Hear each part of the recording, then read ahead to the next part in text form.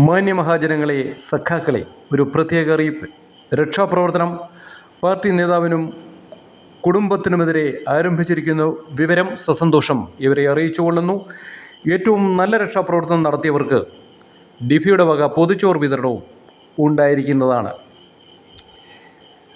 സ്വർണം ചെമ്പാക്കൽ, മാല പൊട്ടിക്കൽ, മാസപ്പടി സ്വീകരിക്കൽ, നോക്കുകൂലി, സഹകരണ അപഹരണം, മണ്ണ് പാറ ഇതെല്ലാം മാന്തിയെടുക്കൽ, പോലീസ് സ്റ്റേഷൻ കയറിയിറങ്ങൽ തുടങ്ങിയ ജനസേവന പരിപാടികൾ നടത്തണമെങ്കിൽ ഇവരുടെയൊക്കെ രാഷ്ട്രീയ മുഖംമൂടികൾ ഇവർക്ക് ആവശ്യമാണ്. അതിൻ്റെ മറവിലാണ് ഈ എല്ലാ സാമൂഹ്യ തിന്മകളും ഇവന്മാർ ചെയ്യുന്നത്. പണ്ടൊക്കെ ഇത് അഹിംസാ പാർട്ടിയിലായിരുന്നു ഇങ്ങനെ ഉടുമുണ്ട് പറിക്കലും തമ്മിലടിയും.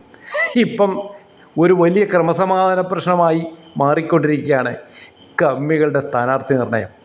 ഒരു പഞ്ചായത്തിലോ മുനിസിപ്പാലിറ്റിയിലോ ഒരു കൗൺസിലറോ മെമ്പറോ ആവാൻ വേണ്ടി ഇത്രമാത്രം അടിക്കുകയാണെങ്കിൽ എത്രയായിരിക്കും അവന്മാർ ഇവിടുന്ന് വെട്ടുന്നത്? അതുകൊണ്ടാണല്ലോ ഇത്രയും തല്ലു വരുന്നത്.